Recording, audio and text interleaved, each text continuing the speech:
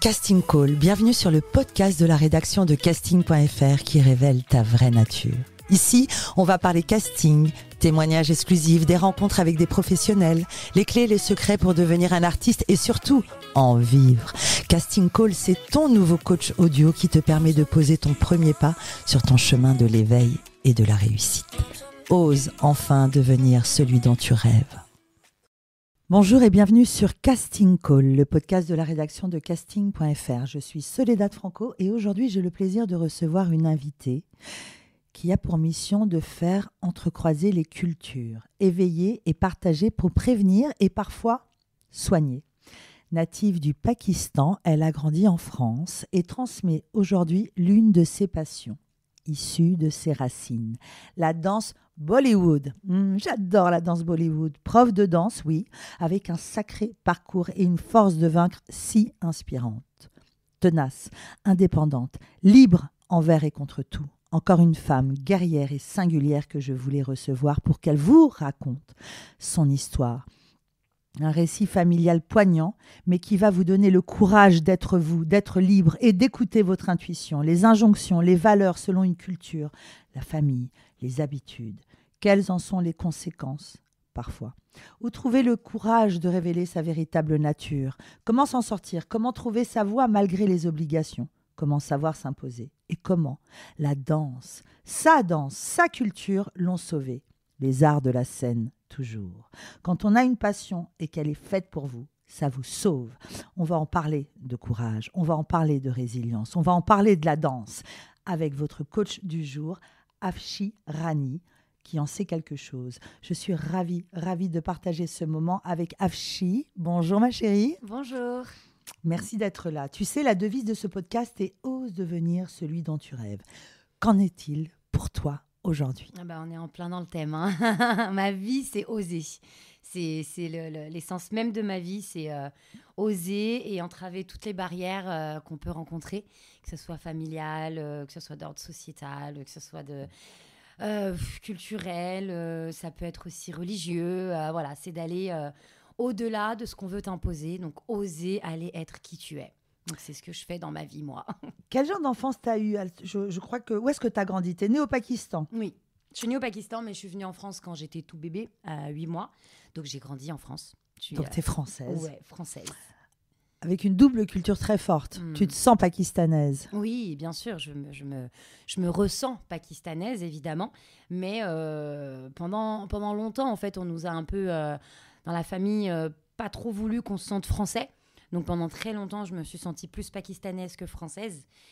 Mais arrivé à un certain âge, tu ne peux plus choisir l'un ou l'autre. Du coup, tu prends les deux. Et tu te dis, je vais prendre le meilleur des deux. Et même le moins bon des deux. Et t'en fais ton identité. Voilà. Donc, j'ai fait mon identité en tant que franco-pakistanaise assumée. Et voilà. Et du coup, je trouve la force de mon identité dans tout ça. Voilà. Frères et sœurs? Oui, bien sûr. Grande Raconte. famille. Bien sûr, grand frère. Moi, je suis là. Alors, mon père a eu 2 femmes pendant une période, donc en même temps. Du coup, je suis là. Vous habitiez tous ensemble? Alors, très compliqué. Très compliqué. Mon papa a eu... Donc, mes parents ont eu mon grand frère quand donc, il était au Pakistan. Moi, j'étais pas née. Mon papa est parti en Europe, a laissé ma maman et mon grand frère là-bas pendant bien 10 ans. Mon père a fait le tour un peu du rêve européen. Et il s'est marié ici avec une dame. Du coup, il a eu un enfant avec elle. Et cet enfant qu'il a ramené au Pakistan, qu'il a laissé au Pakistan et il a pris... Donc après moi, je suis née, après ces 10 années. Et donc en fait, je suis la 3e de mon papa, mais la 2e de ma maman. Et tout le monde est rentré en France? Sauf ce 2e bébé de mon papa qui est resté là-bas. Donc ma grande sœur, grande demi-sœur. Et par contre, mon grand frère et moi, oui, avec mon papa et ma maman, on est venus ici.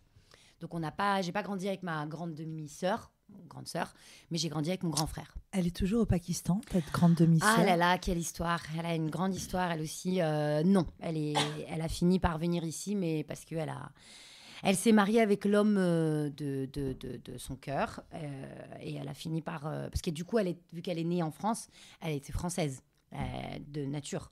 Donc du coup, elle a, grâce à sa nationalité française, elle a fait venir son mari, celui qu'elle aimait, en France. Mais mon père l'a renié parce qu'elle elle a fait un mariage d'amour. Alors raconte-nous, contre-culture. Quel genre d'enfance tu as eu? Tu as grandi à Lyon, Oui. Et tu es toujours à Lyon. Oui. On parlera de ta magnifique école. Oui.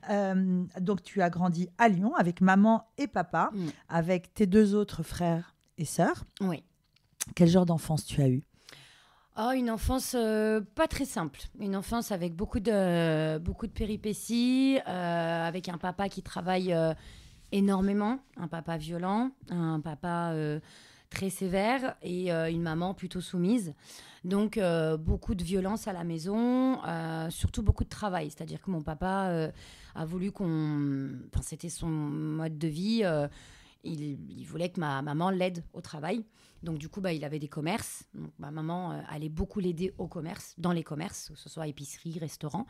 Et du coup, nous, on était trimballés un peu dans tout ça. Donc, moi, il y avait moi, puis il y avait eu mes autres petits frères et sœurs. Donc, en fait, à chaque fois, on était trimballés, soit dans l'épicerie, soit dans le restaurant. Et du coup, mon papa, comme je te disais, pas très correct, beaucoup trop violent. Donc, j'ai vu beaucoup de coups, beaucoup de violence, beaucoup d'insultes. J'ai pas eu... Sur ta mère? Oui, sur ma mère, ouais. Mais pas les enfants? Pas quand on était enfant, plus tard. Nous, ça a été plus tard. Ça a été plus tard quand nous, on a commencé à travailler, quand on a commencé à être en âge de travailler dans les commerces. Du coup, après, ça s'est répercuté sur nous, ouais. Des commerces dédiés à ta culture, le Pakistan? Épicerie? Ouais, alors... non, c'est plutôt restaurant, parce qu'on va dire que c'était un restaurant culture indo-pakistanaise, enfin cuisine indo-pakistanaise, mais épicerie, non. Épicerie, c'était une épicerie comment on appelle ça? Une épicerie de quartier, quoi. Enfin, avec... comment on appelle ça? C'est des trucs où tu trouves des trucs de tous les jours, quoi. Des petites épiceries. Ouais, voilà. Le commerce. Du coin, voilà, c'est ça. Quel est ton premier souvenir artistique? Mon premier souvenir artistique, oulala. Alors, j'en ai pas mal, mais celui qui vraiment me marque, c'est quand à mes 17 ans, j'ai voulu aller prendre des cours de danse Bollywood. Donc, moi, j'ai toujours dansé, mais un peu en cachette de ma famille. Oui, parce que chez toi, c'était une famille très pudique, ouais. De confession musulmane, où la femme et l'art, c'était pas très accepté. Non, ouais. Ce qui est fou parce que nous, Bollywood, ça nous fait rêver. Il y a un grand spectacle qui arrive à Paris, là, où les femmes sont si belles avec leurs dorures, leurs drapés. Et en même temps, c'est mal vu, c'est ça? Alors, en fait, il faut bien faire la distinction. Moi, je suis du Pakistan. Et la danse Bollywood vient de l'Inde. Et en Inde, la danse fait partie de la culture. C'est l'essence même. L'art, c'est vraiment... c'est leur art, en fait. Tu vois, même dans la religion hindouiste, dans l'hindouisme, il y a aussi une danse dédiée à l'hindouisme, tu vois. Une danse dédiée aux dieux. On appelle ça le Bharatanatyam. Donc, c'est la danse classique dédiée aux dieux. Donc vraiment, les Indiens n'ont pas de souci. Mais il faut bien faire la distinction entre les Indiens hindous et les Indiens musulmans. Tu as des Indiens chrétiens, tu as des Indiens athées, tu as des Indiens bouddhistes. Mais effectivement, les Indiens musulmans, comme l'islam prône la pudeur de la femme, et puis que la femme, elle... c'est quelque chose qu'on ne montre pas, qui ne s'exhibe pas, tu vois. Du coup, il y a une différence entre ça. Mais que le Pakistan, on est des anciens Indiens musulmans. Le Pakistan a été créé pour les Indiens musulmans qui ne s'entendaient plus avec les Indiens hindous. Il y avait eu des querelles quand il y a eu la colonisation des Anglais. En fait, à cette période-là, il y a eu des querelles entre ces deux peuples, on va dire. Et du coup, c'est là où le Pakistan a été créé pour les musulmans d'Inde. Donc, le Pakistan, finalement, est venu avec cette pudeur des musulmans, tu vois. Donc, au Pakistan, c'est très mal vu de danser pour une femme. En Inde, beaucoup moins, parce que, comme je te disais, ça fait partie de leur culture, tu vois. Mais les Indiens musulmans qui sont en Inde actuellement, eux, ils sont comme les Pakistanais, ils sont pudiques. Tu vois, la danse chez eux, non, ils sont très... Donc, tu peux te retrouver dans un même village, parfois, avec un Indien musulman ou une Indienne musulmane qui ne danse pas, mais dans le même village, tu as un Indien hindou qui, lui, n'aura pas de souci à danser. Et toi, tu dansais cachée dans ta chambre des petites, Ouais, c'est ça? Ouais, moi, j'ai eu la chance de... Alors, moi, je fais partie d'une famille où la femme n'a pas son mot à dire.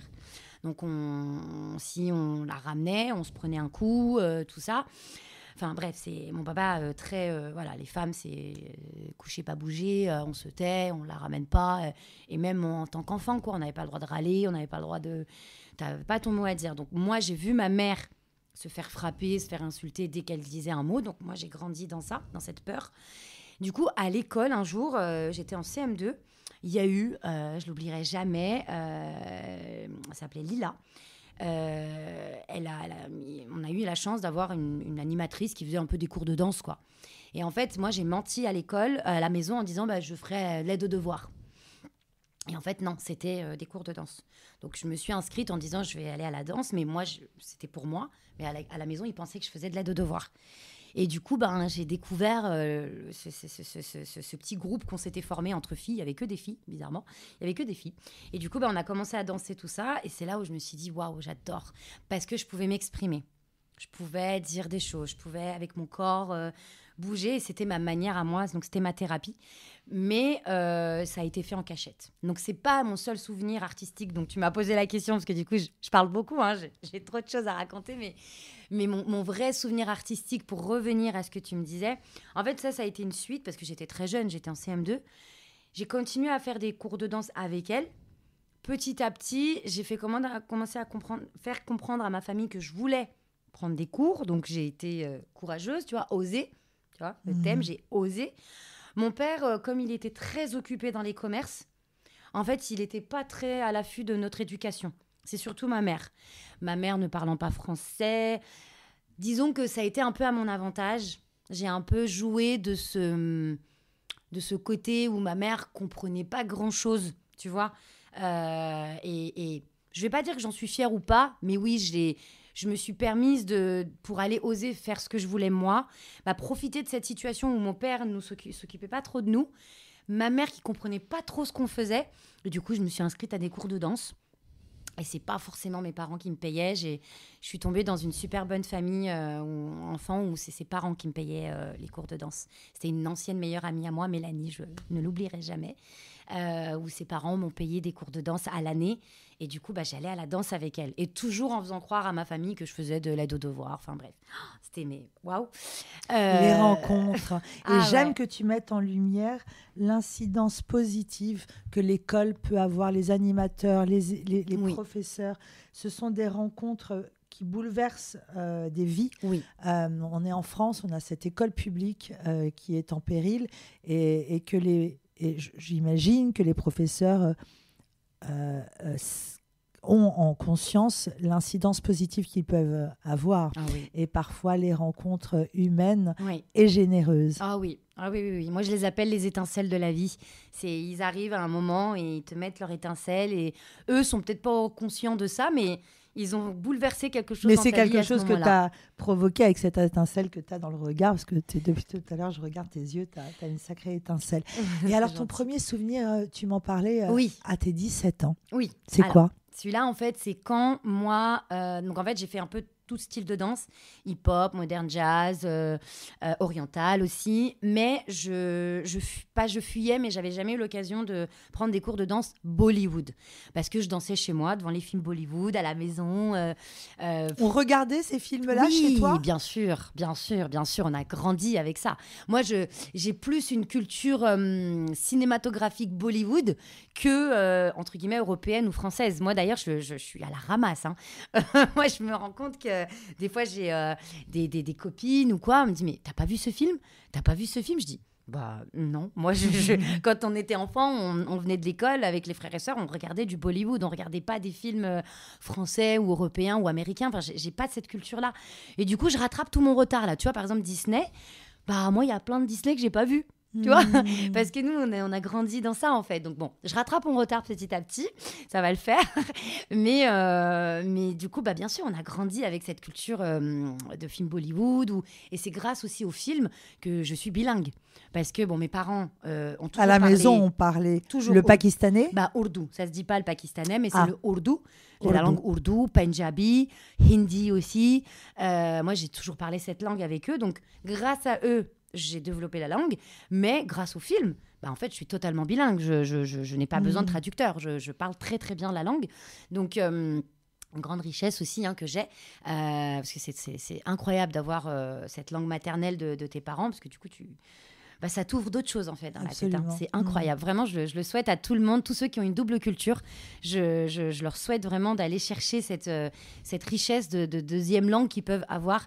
Et je pousse les parents qui ont des enfants issus d'autres... Enfin, si ces parents ont cette culture-là, ne leur empêchez pas d'apprendre votre langue. Vraiment, parce qu'il y a beaucoup d'enfants, je fais une petite aparté, mais il y a beaucoup d'enfants, beaucoup de parents qui les bloquent de cette langue maternelle et qui veulent leur apprendre que le français, que l'anglais. Et en fait, ça crée une frustration chez ces enfants-là. Donc vraiment, je pousse les parents à apprendre cette langue-là à leurs enfants et de ne pas avoir ça comme une honte, quoi. Enfin bon, bref. Petit aparté. Donc ce souvenir, en fait, c'est que j'ai un jour décidé d'aller prendre des cours de danse Bollywood. Et je tombe dans un cours où c'était un des seuls cours de danse Bollywood qu'il y a eu sur Lyon. Donc je vais à ce cours-là, je prends le cours et la prof, à la fin du cours, elle me dit: toi, t'es pas faite pour prendre un cours, t'es faite pour donner un cours. Ok. Et là, je me dis, qu'est-ce qui m'arrive? Non, oui. Alors, moi, déjà, à la base, je danse en cachette. Donc, comment je vais faire? Tout se chamboule dans ma tête, en fait. Et là, tu étais étudiante encore. 17 ans, on est en première. Ouais, j'étais étudiante. J'étais étudiante, mais je travaillais pour mon père au restaurant. Donc là... T'étais payée? Non. Ah non, payé? Jamais. Non, jamais. Je travaillais pour mon père jusqu'à bien mes 20 ans. J'ai jamais été payée. Non, mon père, c'est pas son concept de payer ses enfants. C'est justement ça qui fait travailler ses enfants, parce que on les paye pas, les enfants. Donc, c'est plus... Oui, on appelle ça de l'exploitation. Tout à fait, tu peux le dire. Je le vois dans tes yeux. Tu peux le dire, c'est totalement ça. Mais aujourd'hui, je fais ça avec beaucoup de recul parce que ça fait partie de sa culture à mon père. Donc, je ne lui en veux pas. Au Pakistan, c'est normal de faire travailler ses enfants. Et mon père, en fait, a repris la vie de là-bas, ici. Vraiment, comment on dit... C'est là où on parle d'habitude, d'injonction, voilà. de culture. À 17 ans, on te propose de donner des cours. Oui. Qu'est-ce que tu fais? Waouh. Je me suis dit... Alors là, je ne peux pas mentir en disant que je vais à l'aide aux devoirs. Donc, comment je vais faire? Je me suis imposée. J'ai osé affronter mon père cette fois-ci et ça a été compliqué. J'ai osé lui dire... en fait, cette dame a commencé à me proposer de donner des cours dans son association, dans son école à elle. Et j'ai dit, comment je vais faire? Donc là, j'ai dit à mon père, tel soir, je ne serai pas là. Je ne viendrai pas bosser au restaurant. Pourquoi? Parce que je n'ai pas dit je vais donner des cours. J'ai dit, parce que je vais prendre des cours de danse. Oh, waouh. Moi, je m'attendais à ce qu'il me frappe ou quoi. Parce que mon père m'a beaucoup frappé quand il n'était pas d'accord. Il ne s'est rien passé. Je ne sais pas ce qui s'est passé ce jour-là. T'es sûre que tu ne sais pas? Non. Non, vraiment, il ne s'est rien passé. Non, vraiment, je l'aurais dit. Il ne s'est rien passé. En fait, je pense qu'il ne m'a pas pris au sérieux. Vraiment, je pense qu'il était dans un déni. Il ne t'a pas pris au sérieux ou alors c'était vraiment tellement évident, tellement ta place qu'il n'y a rien qui pouvait empêcher ça? Sûrement. On ne sait pas. Sûrement. Mais de lui à moi, il n'a rien fait. Quand tu avais 9-10 ans, que tu étais en CM2, 6e, à quoi tu rêvais quand tu t'endormais? Est-ce que tu avais des rêves? Est-ce que tu avais des pensées? C'était quoi ces rêves? J'ai eu tellement une enfance compliquée. Moi, j'aurais tellement voulu qu'on m'aide que du coup, mon rêve, c'était d'aider les autres. C'était mon rêve. Je voulais juste une chose, c'est tout à quoi j'aspirais, c'était aider les autres. Du coup, on m'appelait. Quand tu t'endormais, tu rêvais que tu étais dans l'aide? Ouais, après, mes rêves, tu sais, moi, j'ai tellement grandi dans une vie de terreur que je me rappelle pas trop de mes rêves, mais quand je parlais avec mes amis, en tout cas, quand ils me disaient qu'est-ce qu'on va faire plus tard, tout ça, moi, c'était aider les autres. Et je voulais devenir médecin sans frontières. Soigner, voyager. Ouais.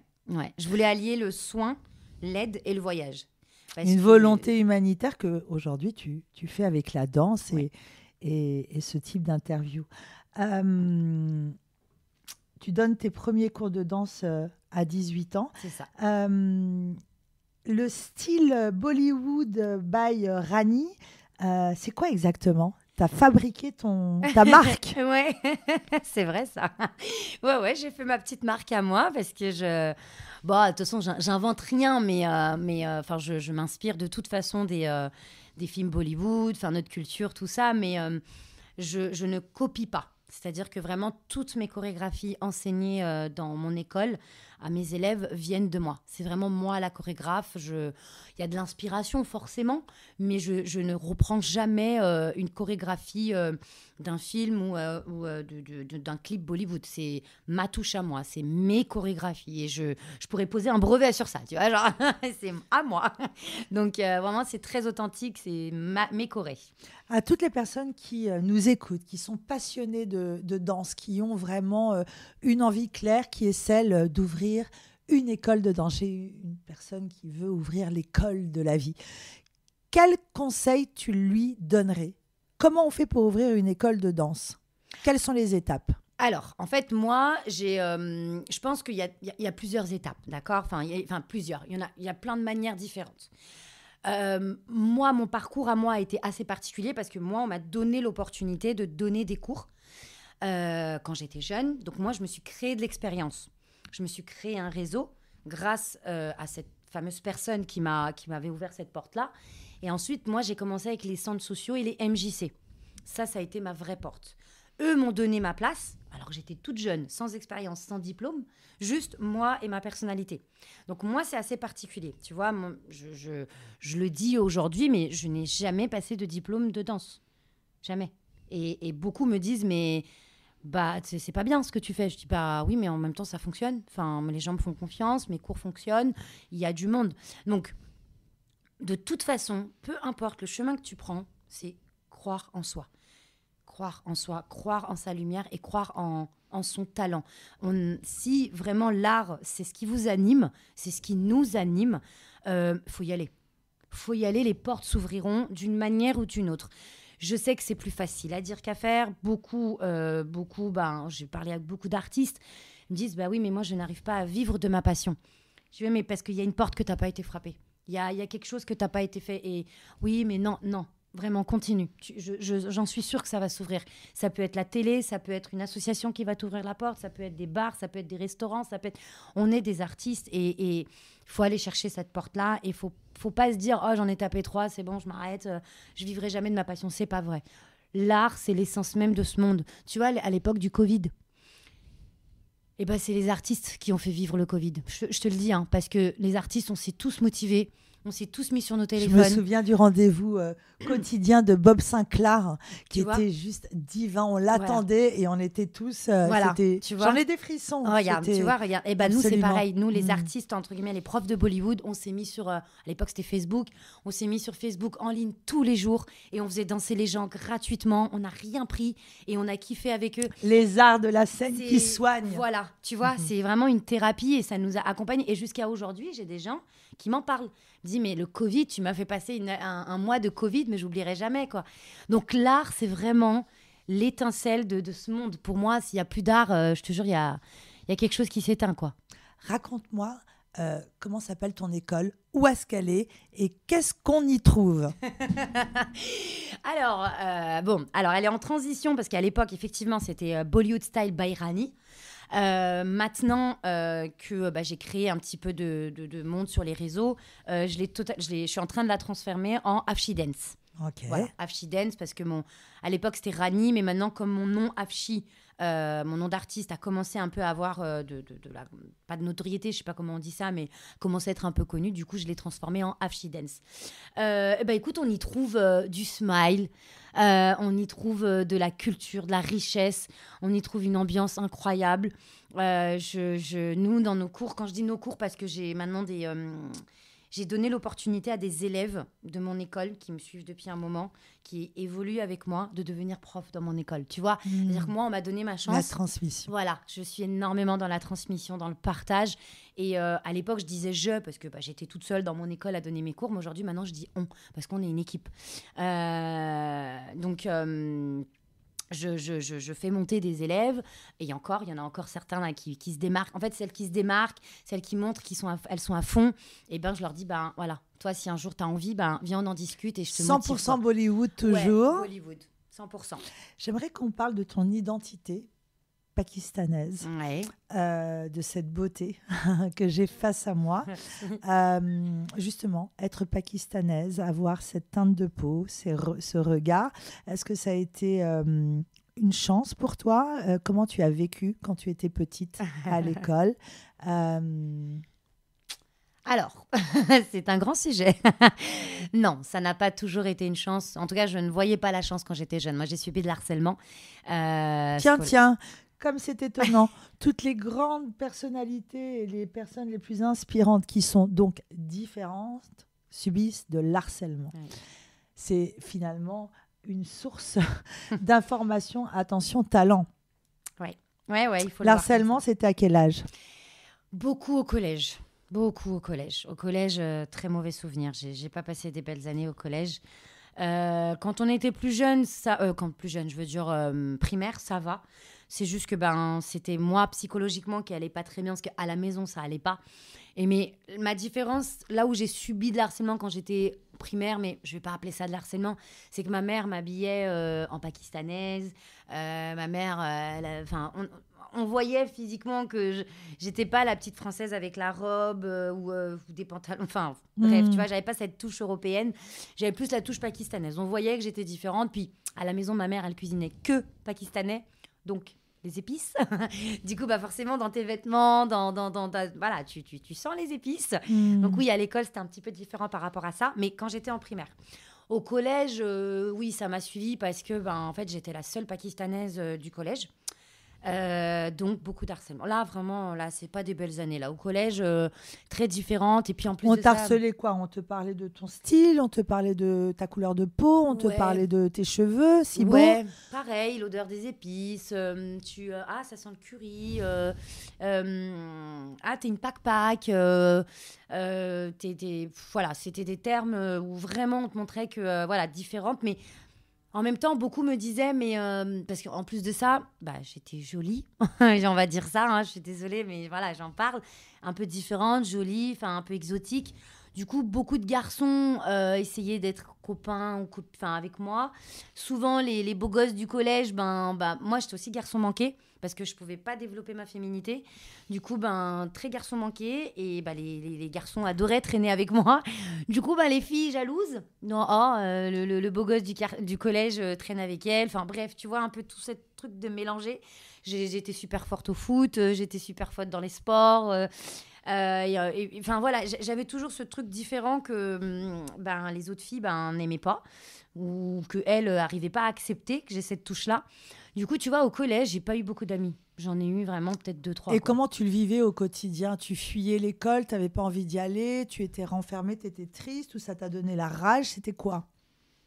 Non, j'y allais parce que... j'y allais souvent avec la boule au ventre. Mais pas au point de me dire pas au point de me dire je ne veux pas y aller, parce que j'avais quand même mes copines, quelques copines, 2-3 copines, et j'étais très appréciée des profs, très appréciée des profs. Tu étais bonne élève? Ouais, parce que tu sais, moi souriante, rigolote, moi tout ce que je pouvais pas être à la maison, en fait, je l'étais à l'école. Et l'adulte à la maison ne me comprenait pas. Du coup, je cherchais du réconfort dans l'adulte école. Au collège, je cherchais du réconfort dans leur regard. J'attendais, je voulais qu'on me dise je sais pas, c'est bien, Afshan, bravo, t'as une bonne note aujourd'hui. Mais c'est bien, j'aime bien t'es bien habillée aujourd'hui. Ou j'attendais en fait de la reconnaissance. Et je n'en avais pas à la maison. J'étais une enfant... Mon père ne sait pas faire des compliments, ma mère, voilà, c'est pas trop son truc. Du coup, je cherchais cette reconnaissance et du coup, j'étais très appréciée de l'équipe de vie scolaire, de mes profs. Du coup, j'y allais aussi avec cette envie-là. Franchement, je me rappelle vraiment, j'étais très appréciée des profs. Tu aurais envisagé que tu allais devenir l'artiste que tu es, avoir ton école, ton style, ton nom? Non. Tu l'aurais soupçonné? Non, vraiment pas. Est-ce que tu l'as un peu rêvé, enfant? Oui. Mm-hmm. Oui. Oui, je l'ai rêvé un petit peu, ouais. Tu vois, ça peut me faire pleurer, tu vois, d'une seconde à l'autre, là, tu vois. Non, ouais, c'est un peu, ouais, je l'ai rêvé. Parce qu'en fait, je pense que les enfants qu'on étouffe, à qui on empêche d'être qui ils sont en tant qu'enfants déjà, en tant que personnalité, je pense qu'on explose à un moment donné et on sait qu'on aspire à quelque chose, mais on ne sait pas encore à quoi. Tu savais ce que c'était qu'un casting? Est-ce que tu as déjà passé des castings? Non, mais j'en rêvais. Tu rêvais? Ouais, j'ai toujours rêvé de faire du théâtre, j'ai toujours rêvé de... Ouais, j'ai toujours rêvé de ça, mais impossible. Déjà, il fallait que je donne des cours et prendre des cours en cachette. Alors en plus, le théâtre, mais c'était loin, mais j'ai toujours rêvé de ça. Et aujourd'hui, adulte? Ah ouais, j'en rêve. Ah ouais, j'aimerais T'as bien. pas encore passé des castings? Non, pas encore. Pas encore. J'ai créé mon propre casting l'année dernière parce que je suis dans un projet de normalement faire un film pour mon histoire. Bon, pas très simple de raconter ça, mais voilà, ça s'est pas fait. Mais j'ai fait moi, j'ai été responsable de mon casting. Mais moi, j'ai pas passé de casting. Mm-hmm. Mais par contre...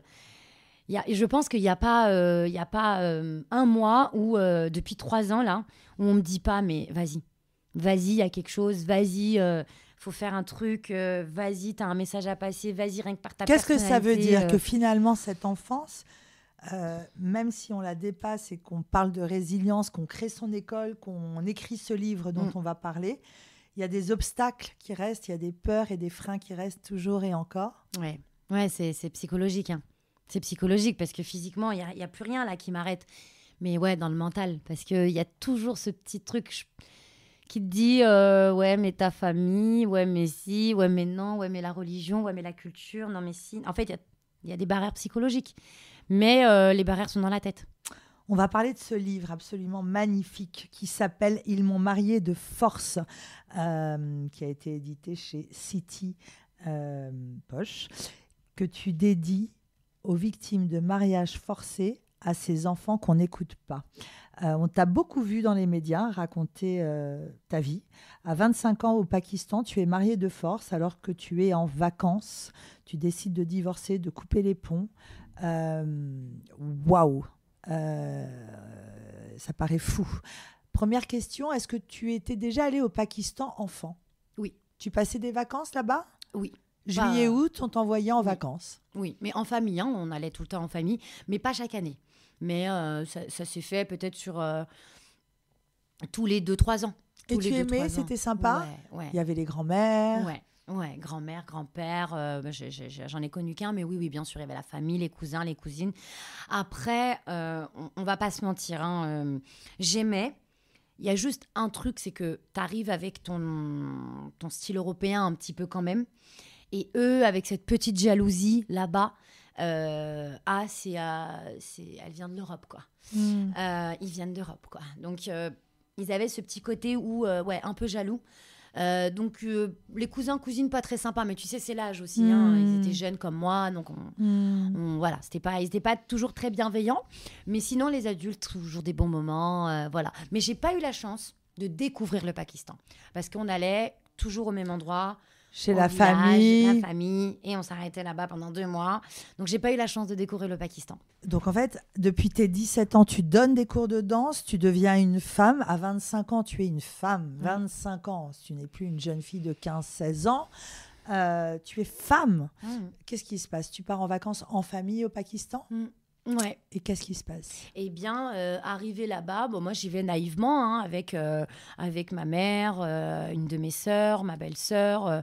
Ça faisait très longtemps qu'on n'était pas retourné là-bas et j'étais en conflit avec mon papa.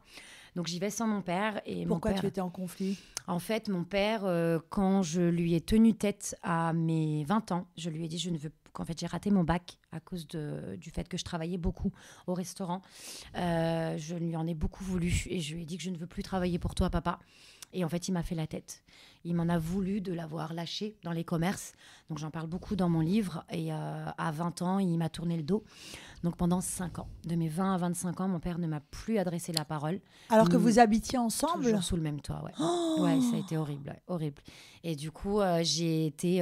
il a carrément, ça c'est dur, carrément arrêté de donner de l'argent à la maison. Donc moi, quand...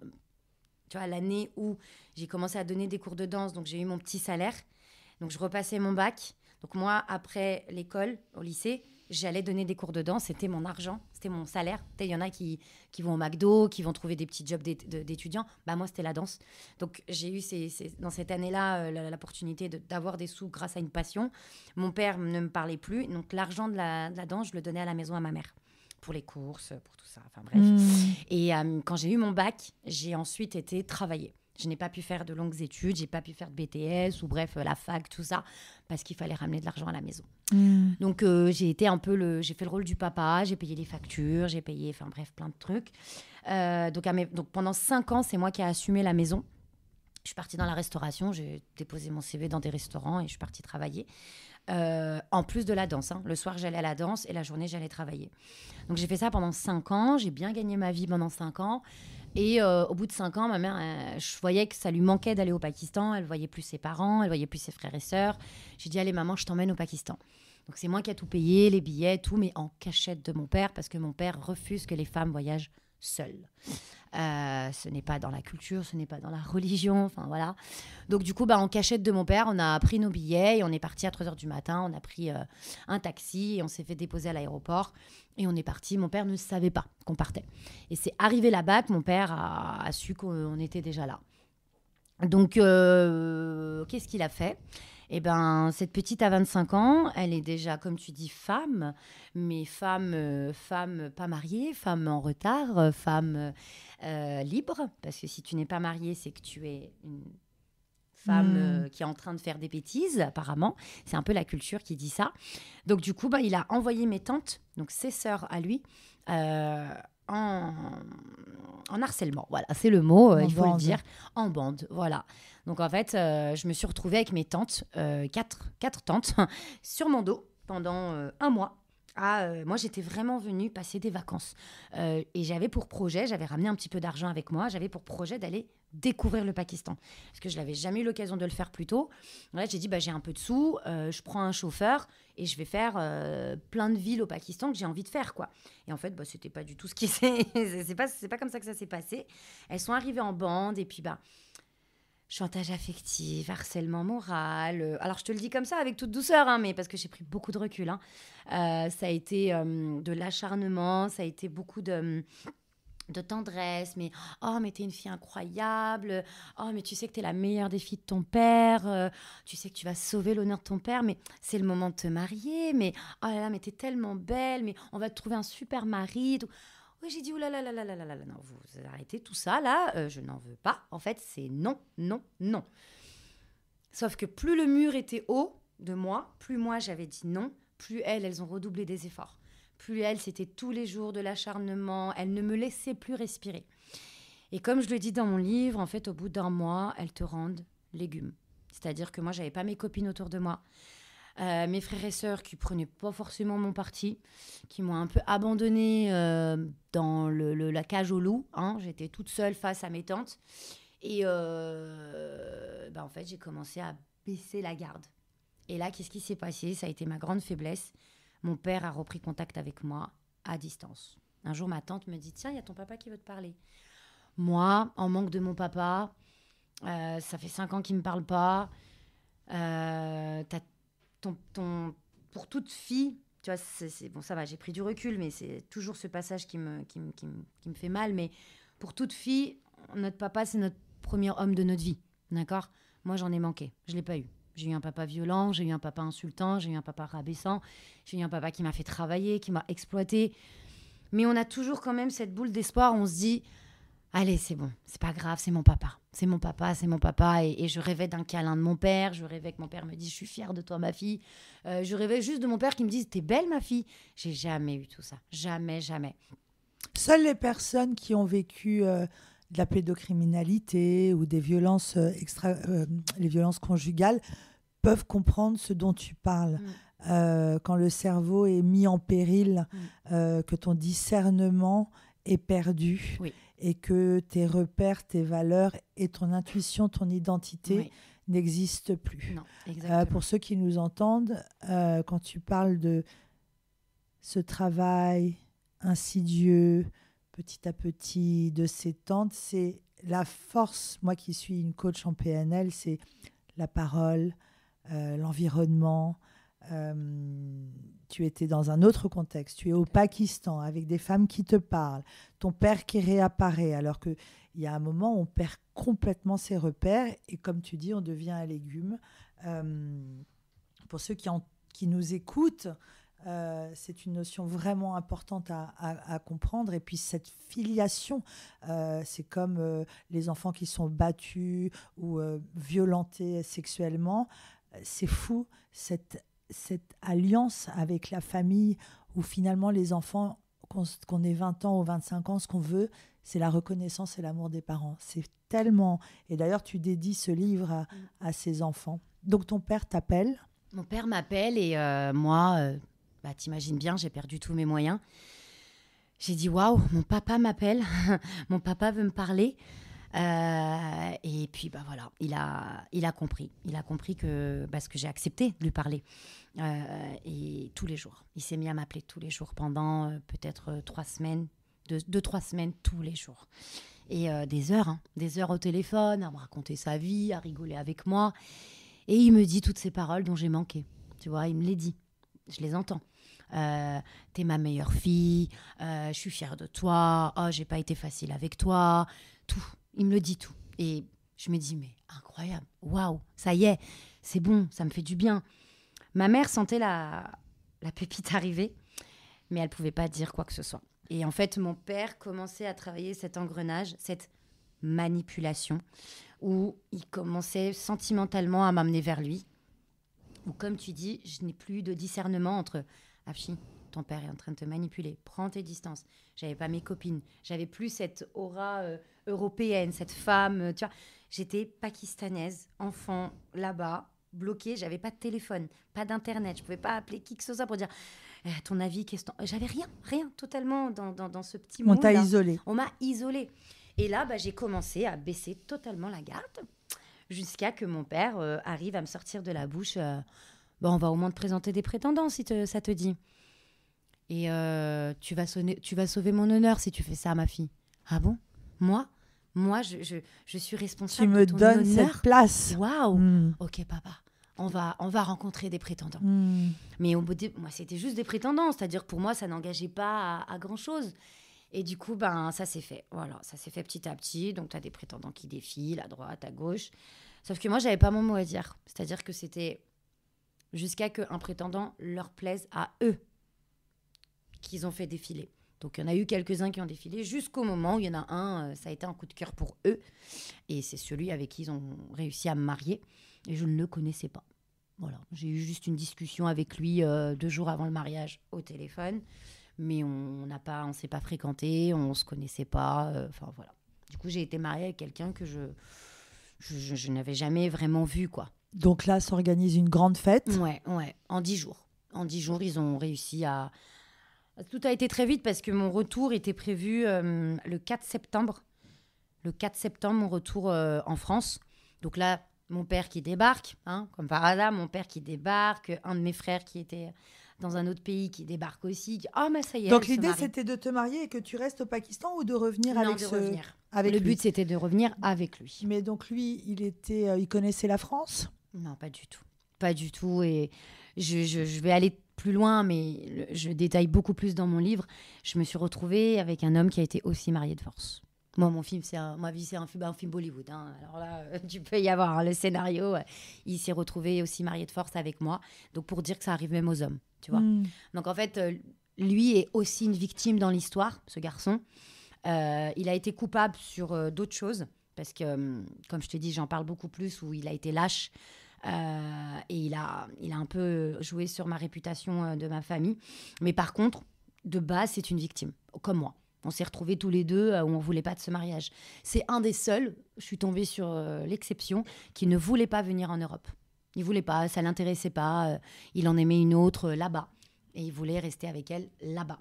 Donc, il n'a pas sauté sur l'occasion pour... Donc, sur ce côté-là, je lui en suis quelque part reconnaissante. Parce qu'il aurait pu...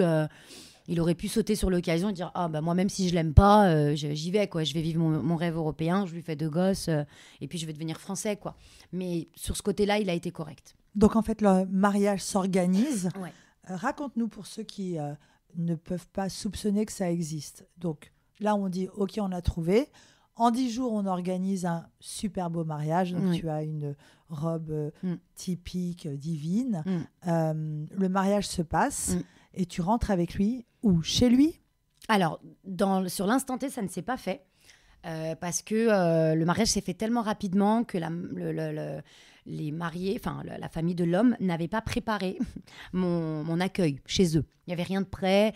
Lui, il habitait encore chez ses parents.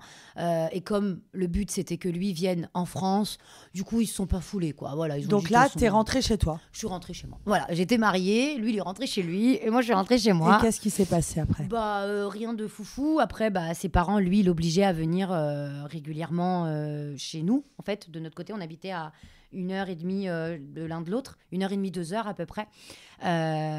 Donc en fait, pendant quelques jours, il s'est fait les allers-retours.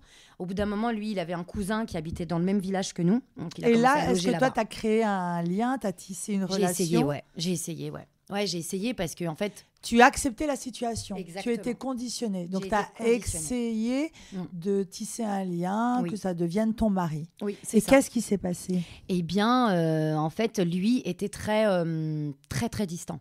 Très réticent, il me donnait pas l'heure, quoi, comme on dit. Il me donnait pas l'heure. Mais il te plaisait un peu, du coup? En fait, c'est pas qu'il me plaisait, c'est que c'était un beau garçon. Vraiment, c'était un beau garçon. Il n'était pas du tout, pour moi en tout cas, pas repoussant. Enfin non, il était très gentil, très beau. Pas de soucis sur ce côté-là, tu vois. Mais juste, il y avait rien, il y avait aucune alchimie entre nous. Donc. Mais si lui avait été partant, tu penses que tu y serais allée? Je ne saurais pas te dire. Je ne saurais pas te dire parce que j'ai pas appris à le connaître. Enfin, je sais pas, je connais pas son caractère, je sais pas.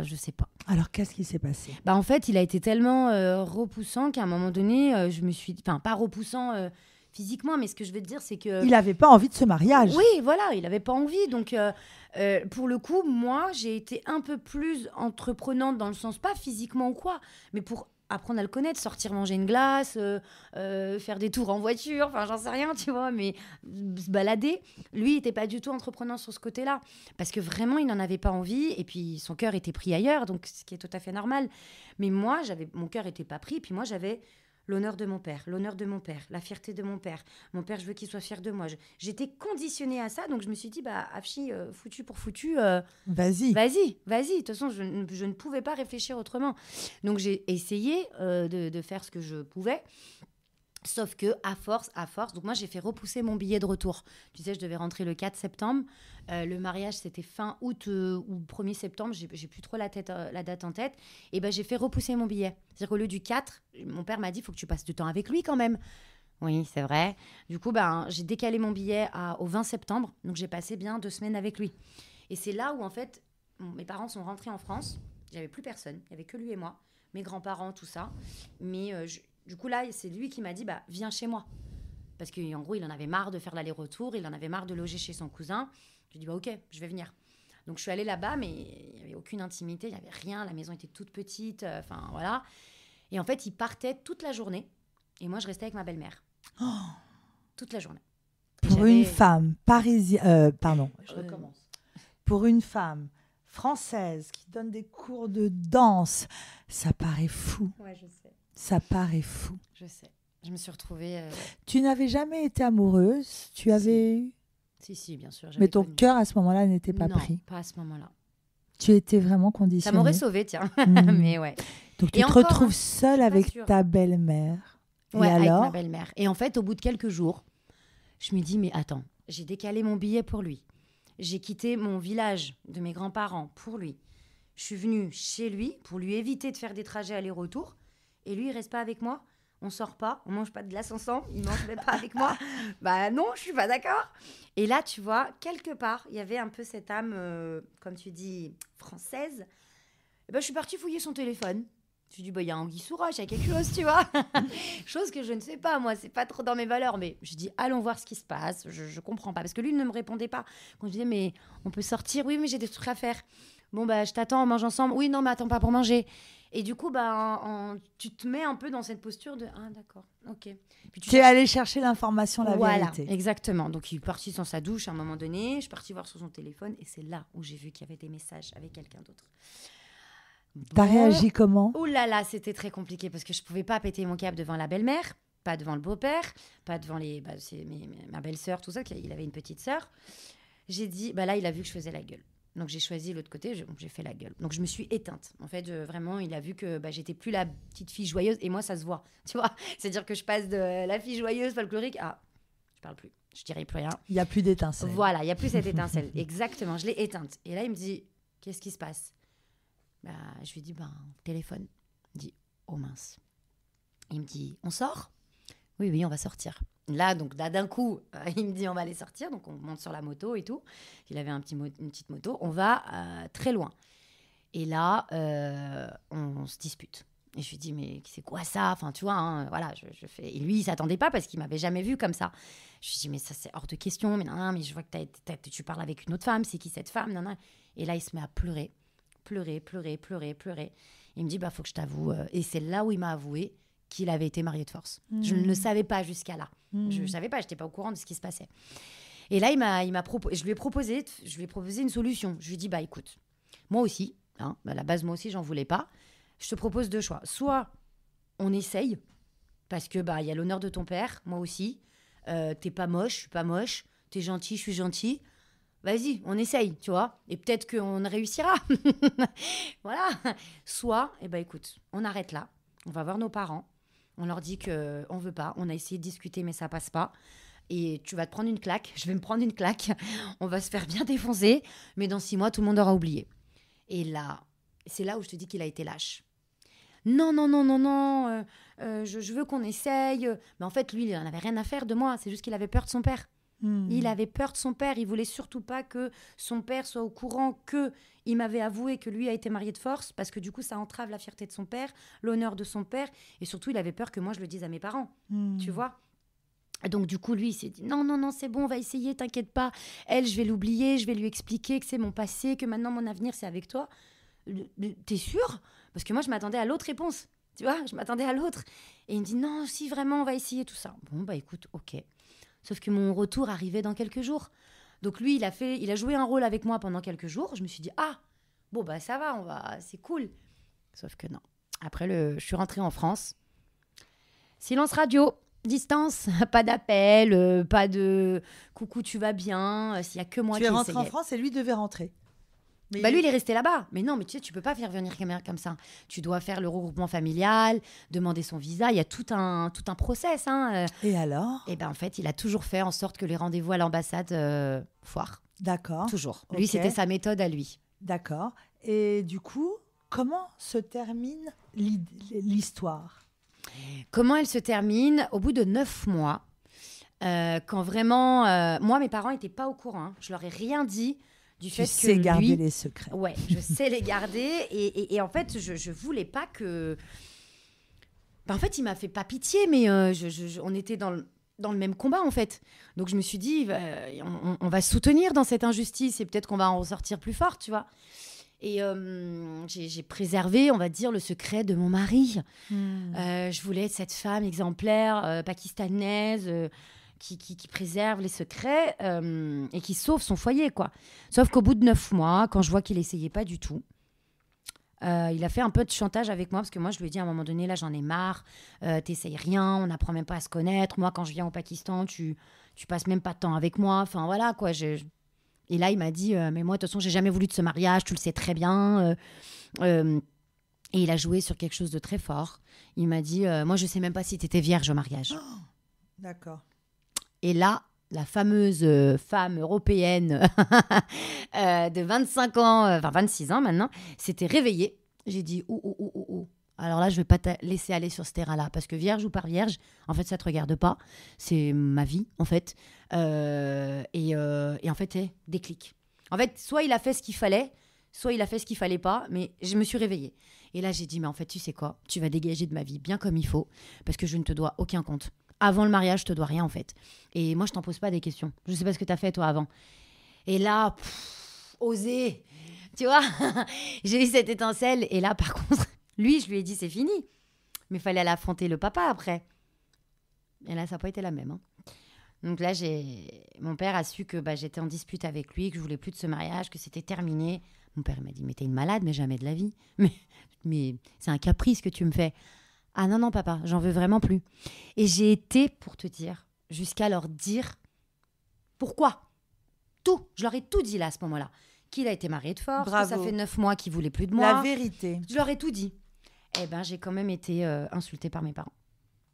Eh ben, parce que lui, il m'a dit, pour que je te croie que tu étais vierge, je te demanderai la prochaine fois que tu viens au Pakistan de jurer sur le Coran qu'en gros, tu n'avais pas eu de vie avant, quoi. Je lui dis, mais alors, il n'y aura rien du tout. Tu entends la maltraitance dans laquelle tu as grandi et ces mots constants.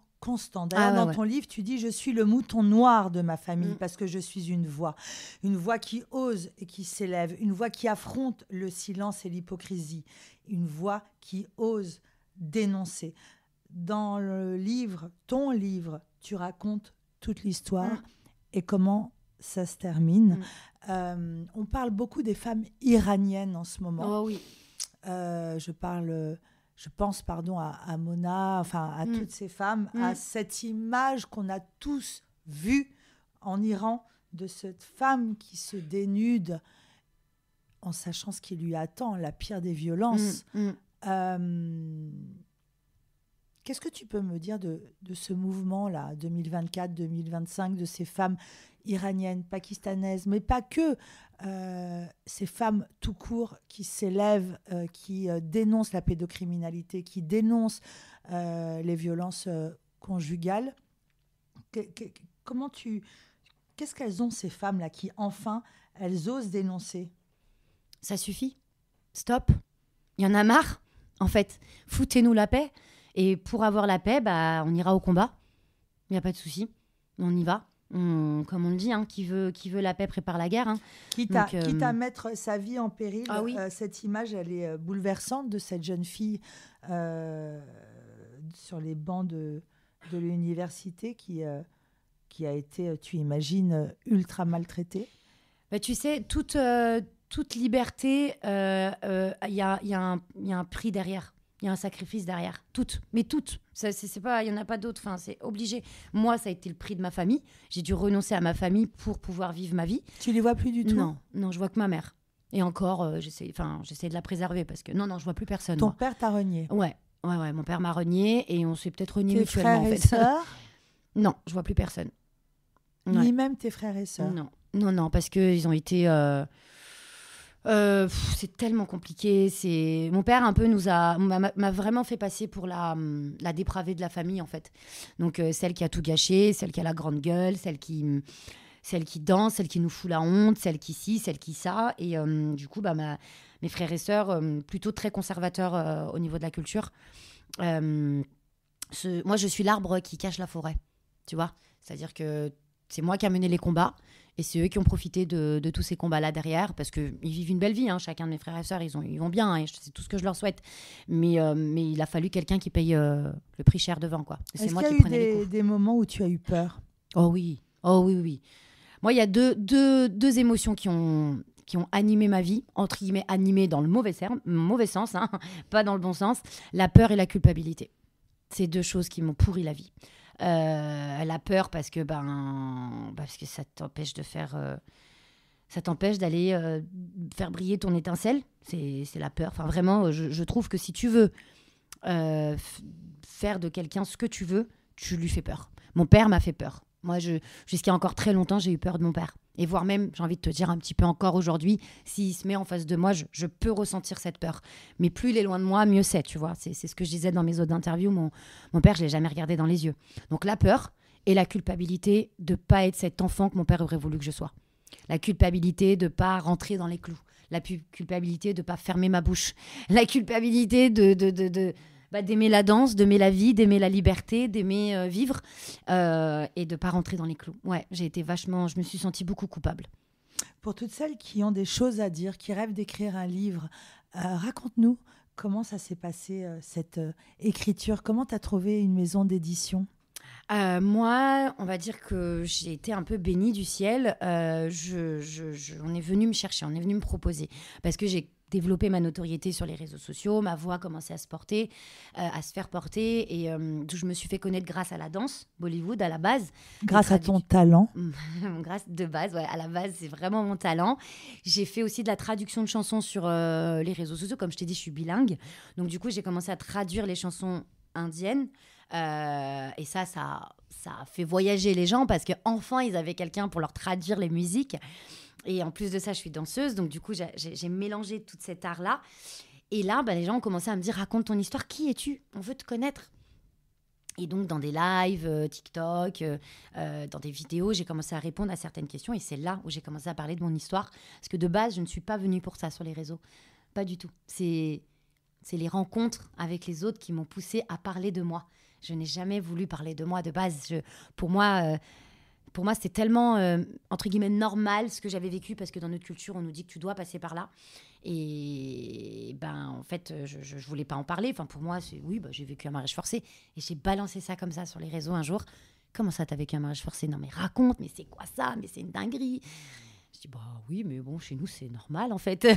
Non, mais c'est pas normal, raconte et tout. Et là, j'ai commencé à raconter mon histoire. Ça a explosé, ça a pris une tournure de fou. Les médias ont commencé à me contacter pour que je fasse des témoignages, tout ça. Et là, maison City Édition m'ont contacté pour me dire, mais il faut faire un livre, en fait, c'est incroyable. Et du coup, de là, j'ai accepté et voilà. L'étincelle est un point clé dans ton vocabulaire sur les réseaux sociaux. Ton étincelle, là, qui t'a sauvée, qui t'a permis de devenir celle que tu es, tu l'as trouvée où, la force ? Est-ce que tu crois que c'est la danse ? Est-ce que la danse a été ton issue ? Déjà, étincelle, c'est la traduction de mon prénom. Okay. Afshan. Afshan, ça veut dire brillance, paillette, tout ce qui brille. Donc du coup, étincelle. Enfin, vraiment, dans la traduction, c'est ça. Donc déjà, je me suis mise dans cette image-là de brillance, d'étincelle. Parce qu'une étincelle, ça brille autant que ça brûle. Et je sais que pour avoir de la brillance, je suis obligée de brûler de l'intérieur un petit peu, beaucoup. Et je pense que ce qui m'a la force, déjà je l'ai trouvé bien évidemment en moi. La danse, c'est ma thérapie. Voilà, ça a déjà été ma thérapie. La danse, ça m'a permis de m'exprimer et de me dire « Eh oh, tu vaux quelque chose, tu as quelque chose ». Et c'est grâce à mes élèves à qui j'ai donné des cours qui me disaient « Mais tes cours, c'est une bouffée d'oxygène ». Et c'est là que j'ai trouvé ma reconnaissance de base. Déjà au collège, je te disais, avec mes professeurs, tout ça. Mais petit à petit, j'ai commencé à la trouver dans autre chose que l'école. Et c'est mes élèves qui m'ont donné cette force. Mais malgré elles, tu vois, les rencontres, c'est elles qui m'ont dit, mais tes cours, c'est une bouffée d'oxygène. On vient à tes cours, on respire. Quand il n'y a pas cours, on n'est pas bien. Enfin, et là, j'ai dit, oh, Afshan, t'as quelque chose en toi. Il y a quelque chose. Tu vois, t'es en train d'aider les autres et valorise ça. Et c'est tout un tas de choses qui ont fait que mais par contre, attention, j'ai beaucoup pleuré. Beaucoup pleuré. Moi, j'ai voulu en finir avec la vie 2 fois. J'en parle dans mon livre. C'est pas que des moments de joie et d'étincelles. La mort n'a pas voulu de moi. Donc, j'ai dit, bon, écoute, on va faire une tentative de vie, puis on va vivre, et puis on va aider les autres. Et donc, j'en suis là. Avec Étincelle. Ouais. Tu es très investie dans une association, tu nous racontes ? Ouais, alors un petit peu en pause là ces derniers temps, parce que à l'heure où je te parle, je vis encore une période difficile, mais c'est les Orchidées Rouges, où je suis l'ambassadrice de l'association. Une incroyable équipe, vraiment une association dont la présidente a subi l'escission, a été... donc les mutilations génitales, je déteste ce mot, il me fait trop peur, il me fait trop mal. Et du coup, elle est venue s'installer en France et qui aide aussi les femmes qui ont été mariées de force et du coup esquisées aussi. C'est comme ça qu'on le dit, ce que je n'aime Excisé. Excisé. Je n'aime pas ce mot. Il ne rentre pas dans mon vocabulaire. Je le déteste. Tellement c'est douloureux. Je supporte pas ce mot-là. Et voilà, donc oui, les orchidées rouges, vraiment. Et puis c'est une association qui a besoin de beaucoup d'aide quand même parce qu'ils font un travail remarquable. Ils ont des psychologues, ils ont des gynécologues qui aident les femmes du coup, qui ont été exquisées, mutilées, à retrouver leur intimité, leur clitoris, enfin vraiment tout un tas de trucs. Et il y a toute une équipe derrière qui aide aussi les femmes qui ont subi le mariage forcé. Donc c'est une association qui a besoin de beaucoup d'aide aussi, donc j'essaye un peu de les aider. Les orchidées rouges. Ouais, les orchidées rouges, ouais. Tu dédies ce livre à tous ces enfants qu'on n'écoute pas en 2025. Tant d'enfants, Oui, tant d'enfants, oui, tant de femmes. oui. Qu'est-ce que tu dirais à la petite Afshi, celle qui en CM2 a découvert, grâce à Lila, son premier cours de danse? Ouh là là, j'ai tellement de choses à lui dire. Oh là là, j'ai trop de choses à lui dire. Trop de choses. Ce serait des lettres et des lettres. Il y aurait un mot, c'est crois en toi, ça va le faire. Crois en toi, ça va le faire. Merci. Merci Afshi. Lisez son livre, Ils m'ont marié de force. Un moment divin. Merci pour ce moment. Force. Merci. Et encore plus de talent. À bientôt.